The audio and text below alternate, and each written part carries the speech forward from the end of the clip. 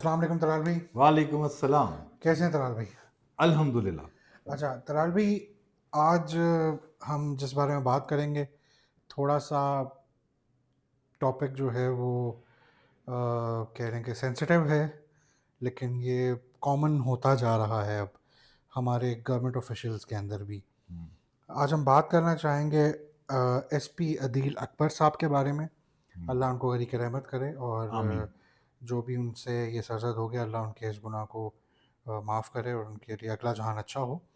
لیکن ان کے بارے میں جو آج لیٹسٹ رپورٹ دنیا نیوز پہ آئی ہے وہ یہ ہے کہ انکوائری کمیٹی نے نا ان کے ارد گرد کے لوگوں سے، لائک ان کے ڈرائیور سے، ان کے گھر میں جو کام کرنے والے تھے ان سے،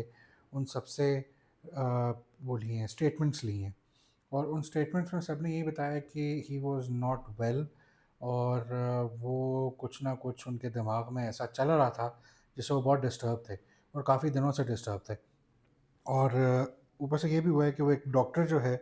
جو ان کا ایک سائیکالوجسٹ تھا، اس نے بتایا ہے کہ یہ والا جو پرابلم ہے کچھ ان ریزالوڈ برڈنس کی وجہ سے اور ان کے کچھ پاسٹ ایکسپیرینسز کی وجہ سے ایسا ہوا ہے کہ انہوں نے اپنی زندگی سے ہاتھ دھو دیے. جی. تو طلال بھی آپ سے ہم اس بارے میں بات کرنا چاہیں گے، آپ کا کیا پرسپیکٹو ہے؟ اگر ہم اسپیسیفکلی عدیل اکبر مرحوم کے بارے میں بات کریں تو ایک بہت ہی قابل انسان جس نے سی ایس ایس کیا، اور سی ایس ایس کرنے کے بعد جو ہے وہ انہوں نے کامیابیوں کی منزلیں چڑھنا شروع کیں، اور اپیرنٹلی جو ہے وہ ایک بہت ہی خوشحال زندگی کی طرف جا رہے تھے، کیونکہ جو سی ایس ایس کے اندر جو ٹاپ موسٹ لوگ ہوتے ہیں وہ پولیس سروسز کے اندر آتے ہیں. لیکن اس کی ایک ڈارک سائڈ بھی ہے کہ عموماً جو لوگ بہت انٹیلیجنٹ ہوتے ہیں ان کی زندگی کا ایک ڈارک پہلو بھی ہوتا ہے. میں نے تھوڑا ریسرچ کیا ان کی فیملی کے بارے میں، تو ان کی فیملی کے اندر جو ڈپریشن کا معاملہ ہے وہ بہت کامن ہے، جس کا مطلب یہ ہے کہ ڈپریشن کی جینیٹک پری ڈسپوزیشننگ ہے. اور پولیس کی جو نوکری ہے اس کے اندر جو لائف سٹائل ہے دیکھنے والوں کو بڑا چارمنگ نظر آتا ہے کہ پاور ہے، اتھارٹی ہے، لیکن اگر آپ اس بندے کی حالت سے پوچھیں تو وہ وہی حال اس کا ہوتا ہے جیسے کہ نیند کی کمی ہوتی ہے، ایک بہت ڈھیر سارا سٹریس ہوتا ہے، ایٹ ٹائمز کھانے کی روٹین کا نہیں پتہ، سونے کی روٹین کا نہیں پتہ. اور اگر آپ کے اندر پہلے ہی جو ہے وہ ڈپریشن کے جراثیم ہوں اور آپ کی لائف سٹائل کچھ ایسا ہو کہ اس میں آپ کو جو ہے وہ پریڈکٹیبلٹی نہ ہو، اور وہ ایک آپ الٹیمیٹلی ایک ایسے پیٹرن کے اوپر جانا شروع ہو جاتے ہیں کہ جس کے اندر جو آپ کے اندر رہنے والی بیماری ہے وہ ایگریویٹ کرنا سٹارٹ کر دیتی ہے، اور آپ کو اس وقت محسوس نہیں ہوتا. آپ کو جو محسوس ہوتا ہے وہ یہ ہوتا ہے کہ آپ اچھا نہیں محسوس کر رہے، کچھ دیر is something missing in your life. آپ کو اکیلے میں جو ہے وہ رہنا پسند کرتا ہے، آپ کو بھوک نہیں لگتی، آپ کی بھوک بہت زیادہ ہو جاتی ہے، یا آپ کو بالکل نیند نہیں آتی، یا آپ کو بہت زیادہ نیند آنے لگتی ہے. آپ کے ایسے خیالات آتے ہیں کہ زندگی کا کیا فائدہ ہے، یہ تو بہت چھوٹی سی ہے، جی کہ میں نے کیا کرنا ہے. آپ کی جو زندگی ہے وہ آہستہ آہستہ جو ہے وہ آپ کا جو مائنڈ سیٹ ہے اس کو چینج کرنے کی طرف لے کے جا رہی ہوتی ہے. اور یعنی لائف سٹائل کا جو تعلق ہے وہ آپ کے مائنڈ سیٹ سے ہے. اگر ایک عام بندہ بھی اگر اس کو 3-4 دن نیند نہیں آتی کسی وجہ سے تو اس کو جو ہے وہ سائیکوسس ہو جائے گا، اور وہ بیکی بیکی باتیں کرے گا، اس کو آوازیں سنائی دیں گی، چیزیں دکھائی دیں گی، اور اس کو ہیلوسینیشن ہونا شروع ہو جائیں گی. اسی طریقے سے اگر ایک بندہ آلریڈی ڈپریشن کے مرض کا شکار ہے جس کی کہ ایک فیملی ہسٹری ہے تو اس کو تو اپنی زندگی کے اندر بہت زیادہ محتاط ہونا چاہیے. اور آپ سمجھیں کہ اگر ایک نارمل بندہ بھی ہو اور وہ اتنی ٹف سروس کے اندر ہے اور وہ اپنا اچھے سے خیال نہیں رکھتا، اپنے نیند کا خیال نہیں رکھ پاتا، اپنی ڈائٹ کا خیال نہیں رکھ پاتا، اپنی واک اینڈ ایکسرسائز کا خیال نہیں رکھ پاتا، اپنے سٹریسز کو صحیح طریقے سے مینیج نہیں کر پاتا، اپنے ایموشنز کو صحیح طریقے سے مینیج نہیں کر پاتا، تو اس کے اندر جو ہے وہ سوسائڈل آئیڈیشن کا ہونا یا سوسائڈل اٹیمپٹ کا ہونا یہ بہت کامن نظر آتا ہے. اور یہ خالی ایک واقعہ نہیں ہے، ایسے ایک درجن سے زیادہ واقعات ہیں جو پچھلے 1.5 سال کے اندر میرے ذہن کے اندر لوگ آ رہے ہیں. میں ان کا نام نہیں ریپیٹ کرنا چاہوں گا، لیکن یہ سول سروسز کے اندر یہ کوئی پہلا واقعہ نہیں ہے جو کہ ہوا. اور یہ صاحب تو باقاعدہ ڈاکٹر کے پاس گئے اور انہوں نے مدد چاہی، اور جو ڈاکٹر نے مدد دینا چاہی وہ ان کو قابل قبول نہیں تھی. طلال بھی ابھی ایک اور واقعہ ایسا ہوا ایک ہمارے یہ جو اسلام آباد سیف سٹی پروجیکٹ ہے نا، اس جی۔ کے کچھ عرصہ پہلے کے جو ڈائریکٹر تھے، کچھ 2-3 غالباً 3-4 سال پرانی بات کر رہا ہوں، جب یہ اسلام آباد میں نیا نیا پروجیکٹ اسٹارٹ ہوا تھا اس ٹائم کی، تو ان کے ایک پروجیکٹ ڈائریکٹر تھے، ان صاحب نے کیا کیا کہ وہ اپنے گھر آئے، وہ اپنے گھر میں اپنے کمرے میں گئے، رات کا وقت تھا، ان کا بیٹا اس ٹائم پہ آلموسٹ 10-12 سال کا تھا، وہ ان کے پاس لیٹا ہوا تھا اور سویا ہوا تھا، ٹھیک ہے، اور انہوں نے اپنے کبڈ میں سے اپنی بیٹی کا دوپٹہ نکالا، پنکھے پہ لٹکایا اور خودکشی کر لی، اور جب اس کی بیگم صبح نماز کے لیے اٹھی ہے جی۔ تو اس نے اپنے میاں کو پنکھے سے لٹکا ہوا پایا، اور اس کے بعد ان کا نہ پوسٹ مارٹم ہوا نہ کچھ اور ہوا، انہوں نے بس یہ کہا کہ بس ٹھیک ہے جی انہوں نے سوسائڈ کر لی تو بس ٹھیک ہے، اور ان کو کیا اذیت دینی پوسٹ مارٹم کے تھرو۔ ایسا کیا چل رہا ہوتا ہے ان لوگوں کے دماغ میں جو یہ کر لیتے ہیں، اور ایسا کیا ہے کہ ان کو نظر آ رہا ہے کہ اس میں اتنی ایز ہے کہ جو پیچھے یہ بچے چھوڑ کے جا رہے ہیں، اب یہ جس طرح یہ عدیل اکبر صاحب ہیں، اللہ نے غریق رحمت کرے، ان کا ایک 4 سال کا بچہ ہے غالباً، چھوٹا سا بچہ ہے، بیٹی ہے، جی۔ بیٹی ہے جی بالکل، تو وہ اب اس بیٹی کے دماغ پہ یہ کیا اثر آئے گا، اس کی لائف کتنی مشکل ہو جائے گی،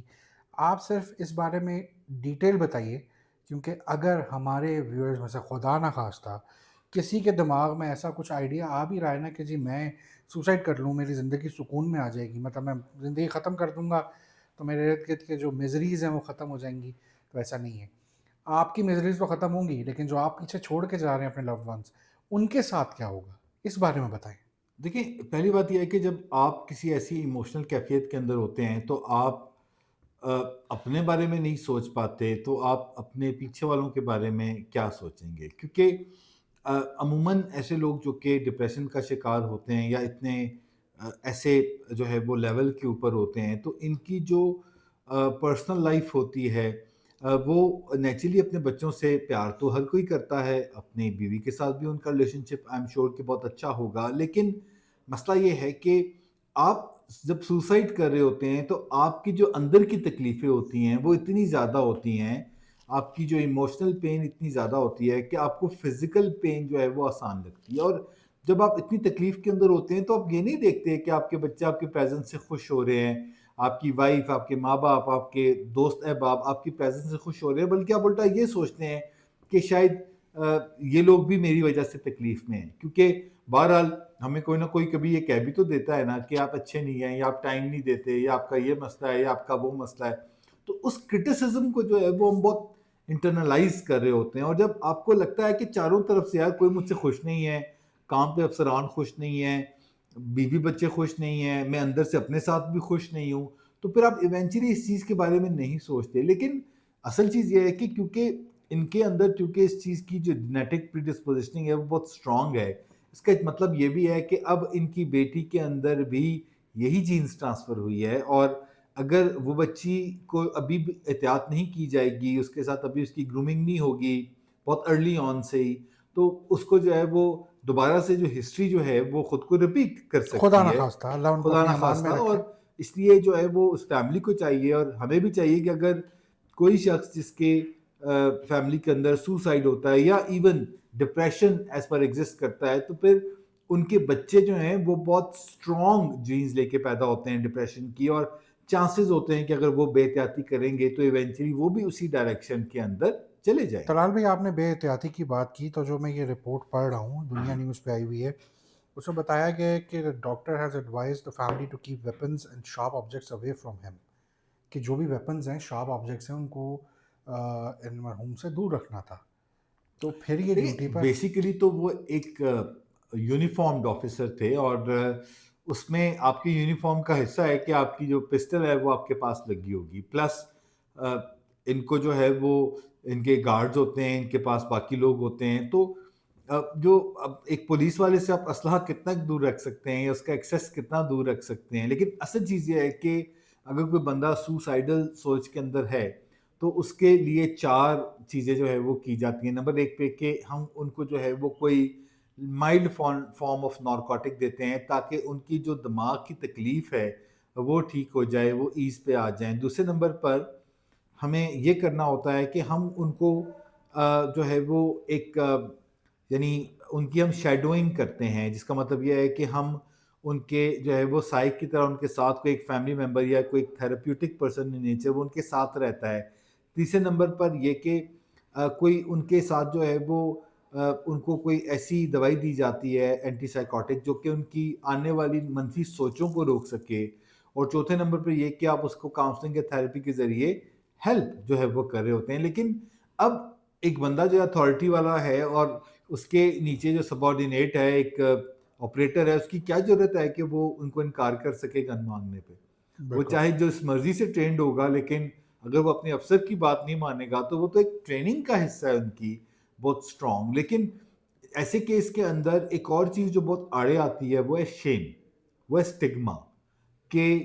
اگر ان کو کسی نے ایڈوائز کیا کہ آپ ہیلپ لیں، آپ دوائی کھائیں، آپ اپنے آپ کو بہتر بنائیں، تو یہ جو مدد ہے یہ اگر آپ حاصل نہیں کرتے تو ایک بالکل بڑی پریشانی کی بات بہت ہے۔